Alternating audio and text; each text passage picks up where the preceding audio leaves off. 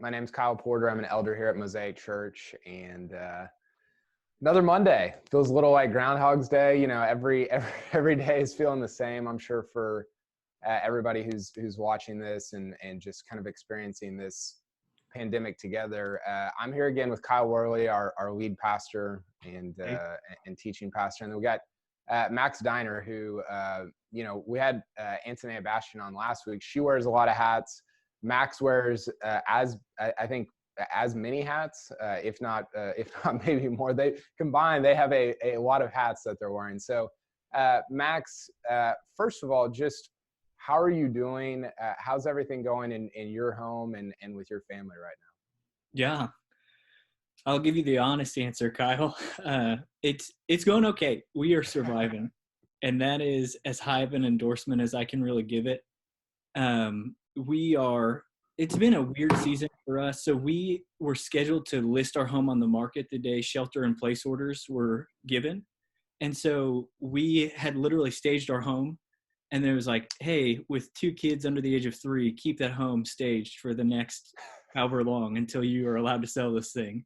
And so the initial adjustment in was kind of rough, but we've slowly relaxed our grip on that. And we're trying to find joy in the small moments of being home, whether that's like stepping away for a longer lunch or cooking with the family or whatever it is. And we're making it. Yeah, it's good. I think that, I'm glad you bring up joy, because I think one of the things that we want to do in these videos and kind of in having these conversations is to encourage people. And so one of the things we kind of talk about every week with everybody that's on here, whether that's, the elders or staff or whoever, is just ways that you've been encouraged, maybe by the people of Mosaic or people that you're around. So what are some of those that have gone on in your life that you have been encouraged, that your heart and your family have been encouraged by? Absolutely. So we've had our gospel community has been really tremendous during the season. And that's been in a few ways. Like, we've had members of our GC come drop stuff by for us unasked for, and even stuff that's kind of superfluous, but it's just nice to have. So that could be like, we had some cookies and flowers drop by, but just ways of encouragement. We had a member of our GC who they had a kiddo with a birthday, and one of our GC members organized a little birthday parade for them. That was really fun to not only see everybody together, but to see their son really excited and encouraged around that.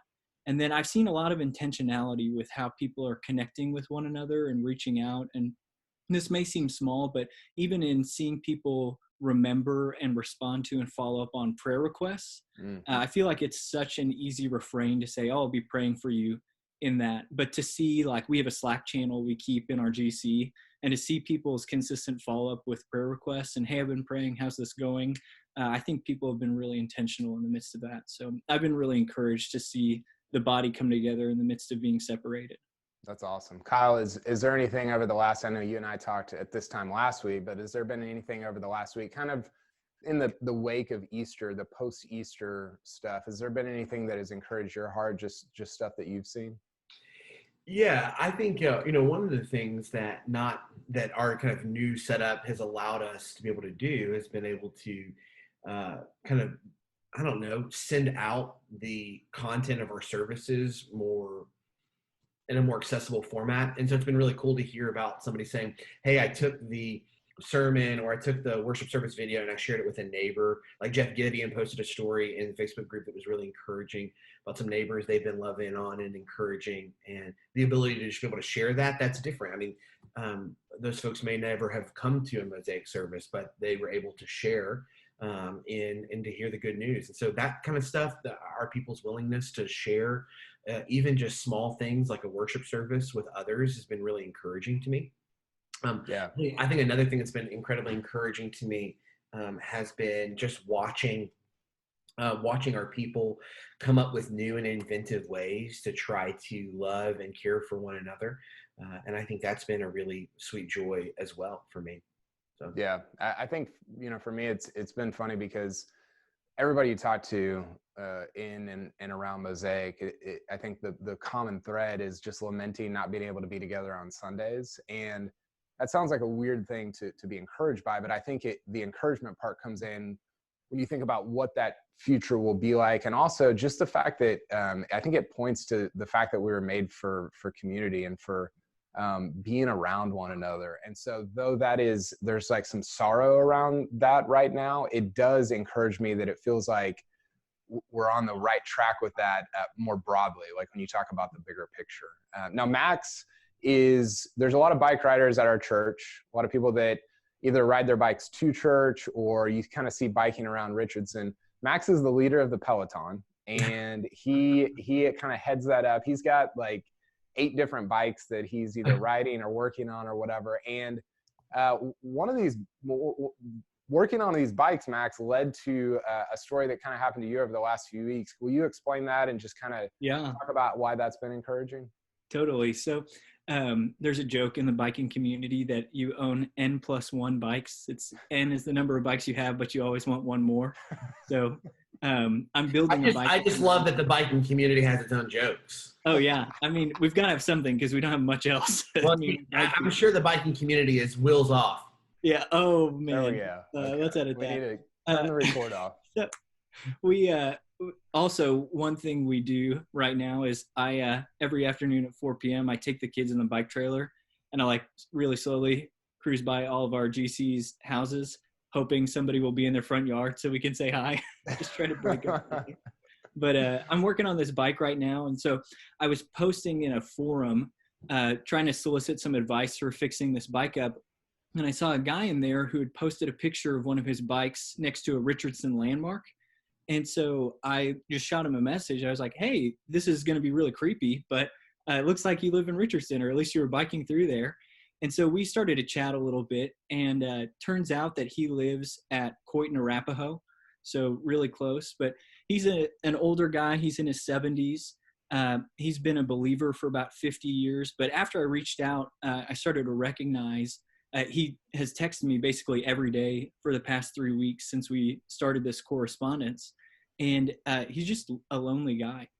And I had been looking for opportunities to make connections with people in the midst of this time, because I actually just got out of a personal evangelism class that wrapped up right before Shelter in Place. And so a personal conviction I had been feeling was wanting to share the gospel one time a week. And then it's like, Shelter in Place, man, this is a tough sale for sharing the gospel. And so I was trying to think of like, how do my interests that I have independently of my job at Mosaic, which for me is riding my bike, and this desire to be sharing the gospel with people, how do those two things come together? And so I was just trying to be attentive to opportunities in the midst of even a context like this bike forum. So reaching out to this guy, getting to know him, turns out he's already a believer, which is awesome. But he's just expressed a lot of loneliness to me. And it's made me really conscious of there are people in our area who, I mean, he as a guy in his 70s was already isolated in a lot of ways, and now is even more so. And so we've just been trying to set up some time to go together on a bike ride 6 feet apart and just kind of get to know him that way. And we've kind of texted some scripture back and forth. I'm going through the Gospel of John right now in my personal reading. And so I'll text him what I've been reading that morning, and he'll usually reply back and say, oh, I've been a believer for 50 years. That's how he starts every text that's about religion between us. And so he'll say that, and then he'll say something about his life with the Lord. But it's been encouraging and convicting to think through just the people in our midst that are in need of community. That is really encouraging. And I think naturally that kind of leads into something that we've all been talking about and that Kyle mentioned on Sunday, which is Help Your Neighbor Day. And really, I love the way that you kind of framed this in the newsletter last week, which is Help Your Neighbor Days. It's not one day, it's throughout, it's always, but I think there's also purpose around it being throughout this pandemic at a heightened level, like you're talking about with this guy that you've been biking with. So what is when both of you, and we'll start with you, Max, when you think about Help Your Neighbor Day 2020 and Help Your Neighbor Days, I guess 2020, yeah, what do you envision happening within the neighborhoods of Richardson? Because it's going to be different. Last year, everybody's planting flowers and raking leaves, all these different very physical activities in which we're around each other. It's going to look different this year, but what do you guys envision taking place in the city of Richardson for Help Your Neighbor Day? Yeah, so when I think about Help Your Neighbor Day this year, I think of three things primarily. The first, what you already said, is that it's Help Your Neighbor Days, and something that we studied at the tail end of the book of Ephesians this past spring. We talked about this idea of improving the gospel, that we're invited into this gospel-shaped story in the epistles, but it doesn't give us an exact to-do list of how do we follow Jesus. It gives us more principles, guidelines, and we're invited to improv that. And so I'm thinking of this present time as a huge opportunity for improving the gospel in these Help Your Neighbor Days. And so I hope that neighborhoods are just marked by acts of kindness. And we've seen this posted on social media and heard stories about it. It's things like sidewalk chalk, things like encouragement, it's things like grocery runs. I hope those are happening in the days ahead. The second thing that's been on my mind is the actual day of May 2nd. So this was the day we originally proposed for Help Your Neighbor Day. Like you said, it's not going to look the same way in mobilizing a large group of people together, but I hope people are mobilized all over Richardson to mark that day as a day of service. And it's not to say that we're serving that day to the exclusion of any others. It's just to say, let's make 5-2 a day where we get out and we do something to serve those around us. And so I'm hoping every household, whether that's with your family, whether that's with your roommates, can mark that day with some type of service. And maybe that means you get around a table and you make cards for your local first responders and you send those off.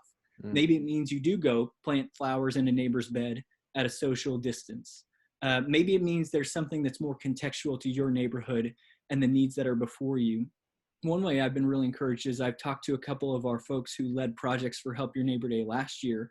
They've actually reached out to the homes we served at last year just to check in and say, hey, we wanted to let you know we're not going to be able to do this in the way we wanted to at this time, but is there anything we can do for you right now? And most of those folks, if they were in need last year, they're still in need this year. And it's a really big encouragement to follow up with them to let them know, hey, you haven't been forgotten. We still know you're here. We still want to serve and love you.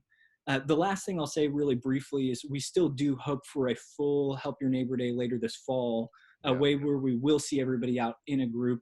That remains to be seen, but we hope that this kind of is setting the stage for that. And again, the goal of Help Your Neighbor Day has always been to enforce something that we hope will always be going on. And so we are hoping that the actions taking place on 5-2, the idea of Help Your Neighbor Days as opposed to day, it's really just enforcing a culture that already exists in the life of Mosaic and is kind of doubling down on that. And we'll view this as kind of planting seeds that will continue into the fall. Yeah. I mean, that Max nailed it because he's been dreaming and thinking about this since last year when we had our last Help Your Neighbor Day. The one thing I will say is that when we're talking about blessing our neighbors or serving our neighbors, the goal isn't just that we would do good just for the sake of doing good, although there's nothing wrong with that. But as Christians, we have a higher goal, which is that we believe that God has blessed us in order that we might bless others, that like God sent Israel among the nations or his disciples out into the nations, that we go forth not just to proclaim the good news in word that Jesus Christ is Lord and he's remaking the world, but to give snapshots and pictures of his better kingdom, which is seen oftentimes in acts of mercy and generosity and kindness. And so Help Your Neighbor Day on May 2nd is just an opportunity to, in a time in which it is very easy for us to be kind of tunnel vision on our thing, to pan out a little bit and to see like, no, the Lord has placed us where he has placed us in order that we might bless those around us for the sake of his name. Yeah, that's good. That's really good. Okay, let's end like this. I do want to talk about just ways within Mosaic that our people can connect. That's been, and I just have to say that's really been on our hearts a lot. That's something that we talk about a lot, of just not wanting to lose that connection. And so I think sometimes that can maybe come across as like, like we're doing a bunch of different things, and the heart behind it, I promise you, is just that we want our people to continue to fellowship and commune together. And that looks so weird and different than we've ever imagined it. But I think I speak for all of us just in saying that we love the people of Mosaic, and we dearly want them to maintain that community and fellowship that has been built up over the last 2, 3, 4, 5, 10 years within the city of Richardson. So I guess kind of along those lines, Max, what are some ways over the next few weeks and months that people within Mosaic Church and even, a little bit on the outside of it, what are ways that people can connect, can maintain unity, can maintain just the bond that we all have together in Christ? Yeah, absolutely. So there are a few things going on. We, first of all, if you're not already clued into it, we have on the Mosaic homepage, there's like a banner across the top that says COVID-19. And it's got kind of information that's coming out that's regular on things that are happening. These could be service opportunities, but at the top, it has our weekly schedule, what's coming and going this week. And so on that weekly schedule, there are some things that are pretty standard. And so those will be things like our Sunday worship gatherings, our Mosaic Kids discipleship videos, and our weekly Wednesday prayer nights.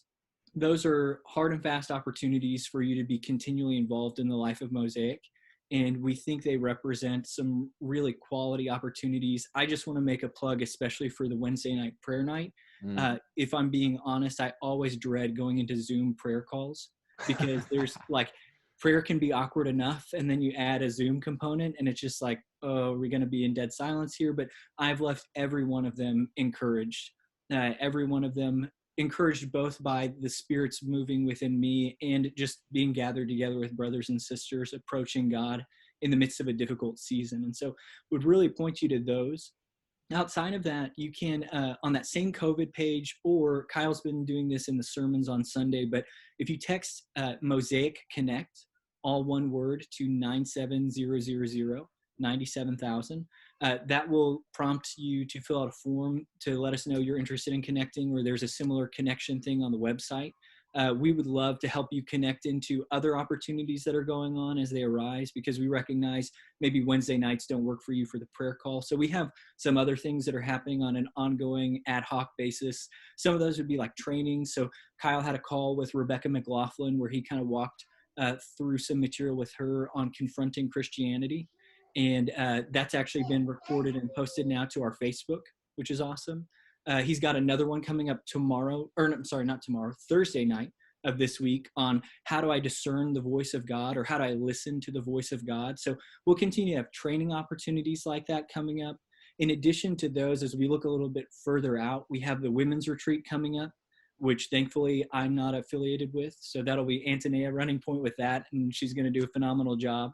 We'll also have some summer book clubs coming up as well, some opportunities for you to kind of invest in a more focused topic with a group of people walking through a book. And Kyle, please point out if I missed anything in that kind of list of opportunities. No, I think one of the things that's important in a time like this when so much is decentralized is realizing that when we do things together, we're not always doing them at the same time. Like the 24 hours of prayer was a great example of this. I mean, what a meaningful way to be connected with other people, that you're participating in 24 hours of continuous prayer. But it wasn't like we were all tuned into the same video call at the same time.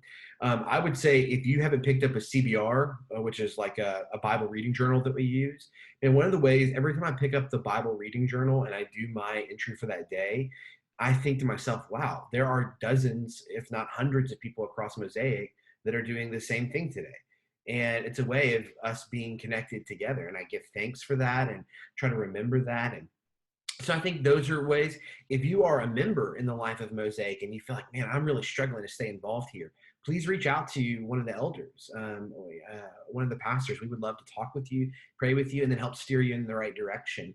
And then I think the last thing, and the people of Mosaic are so gracious about this, but this is just a new terrain. And in many ways, we're kind of back to the drawing board on trying to chart a healthy path that's consistent with our vision, mission, and values into this time. Like, how do we continue to be who we are, to do what God has called us to do? And so Mosaic has been incredibly patient. And if you're somebody who's been around Mosaic and you feel like, man, I was just starting to try to get involved here, and then all this happened, please reach out to us. If you feel like, man, I don't really know where my next step is, I know that Max would love to get an email from you saying, could you just help me find the next point of connection? And I know that he would be glad to help you do that. I understand that feeling of being like, oh, I'm going to be an inconvenience. They're so busy. You won't be an inconvenience. We truly would love to help you in this time stay connected to the life of the church. Yeah, that's good. And it's a good place to end. I think that, the thing that we've kind of gone back and forth on is wanting at the end of this for Mosaic Church and the body of Christ broadly to be stronger than it was going in. And I think that's a work of the Holy Spirit alone. And so that's what we're praying toward. That's what we're working toward. That's what we're laboring toward. And we do appreciate everybody's just faithfulness and graciousness with just working alongside us toward that. And like Max talked about, evangelizing to a people, a world that is vulnerable right now and broken right now. And there's some sweet opportunity in there. So thank you guys for joining today. It was great. Hopefully it was beneficial to everybody watching, and we will be back again next week. All right. Bless you guys. Thanks, y'all.